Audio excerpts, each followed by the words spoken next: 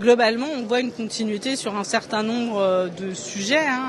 Même sur la réforme des retraites, Michel Barnier avait déjà ouvert quand même le fait de pouvoir discuter avec les syndicats. Donc il n'y a pas de bouger fondamentaux. On a aussi un budget qui va rester le même.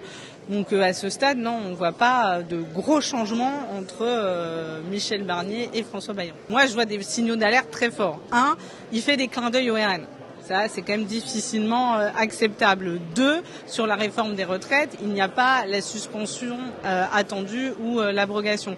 3, il n'y a sur tout ce qui est service public, transport, logement, rien n'est précis. Donc à ce stade, je ne vois pas vraiment, à part des mots creux, ce qu'il y aurait à discuter. Enfin, on n'a pas été élu pour accompagner le macronisme. Bon, et là, on voit bien que ce que nous propose M. Bayrou, c'est la poursuite de la même politique. Il n'y a rien eu, rien.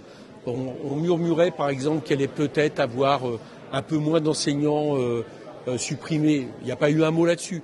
Donc, il n'y a plus rien à se raccrocher de concret dans ce qu'a dit M. Bayrou. Donc, à partir de là, je ne vois pas comment le Parti socialiste ne vote pas la censure. Bon, après, ça va les regarder. Je veux dire, y compris, je pense qu'ils auront du mal, je crois, à l'avenir avec les électeurs si ils se maintiennent dans cette position.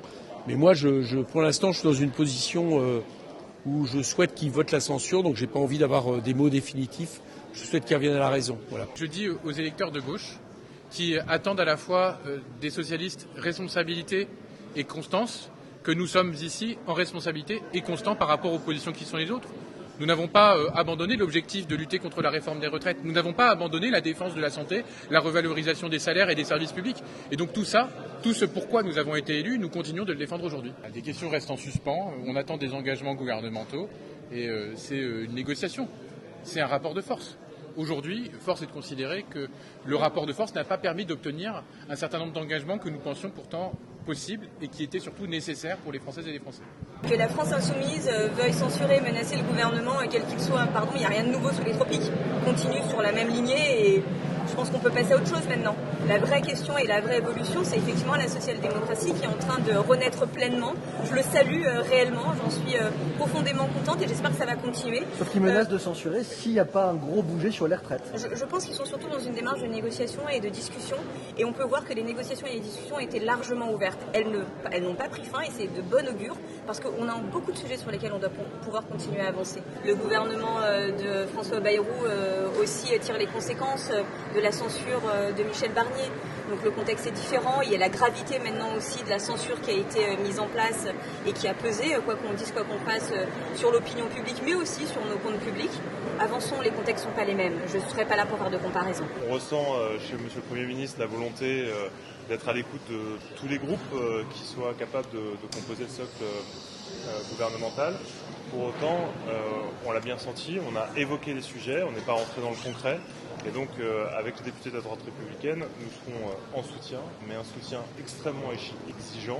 Et comme nous l'avons fait sur la question des retraites, où on a failli céder ces dernières semaines au grand n'importe quoi économique et budgétaire, eh bien, nous peserons dans la balance à chaque fois que ce sera nécessaire pour faire en sorte d'orienter au mieux le gouvernement et sa politique. Ce que nous avons fait sur les retraites, c'est ce que nous ferons texte par texte pour la suite. Nous n'avons évidemment pas été convaincus par ce discours, mais comme nous sommes rarement convaincus par les paroles que nous délivre la Macronie. C'était un discours qui manquait de souffle, qui manque d'ambition, qui passe à côté de ses objectifs, qui est très éloigné des attentes des Français. Maintenant, nous, on censure sur des actes. Donc, on verra les actes budgétaires de ce gouvernement. On verra ce qu'il réserve aux Français. Donc on ne censurera pas immédiatement parce qu'on n'est que sur du sable, on n'est que sur du verbe, mais il est évident que François Bayrou a manqué son objectif. Il n'y a rien d'ambitieux, il n'y a rien de courageux. Il ne s'attaque pas aux grands chantiers qui nécessiteraient la mobilisation de l'État et le reste c'est un discours soporifique, ennuyeux, pas au niveau de ce qu'on peut attendre pour notre pays. Donc là, vous allez essayer de convaincre M. Bayrou de tirer vers l'extrême droite pour qu'il n'y ait pas de censure ? Je ne sais pas ce que c'est que l'extrême droite, madame. Elle est pas.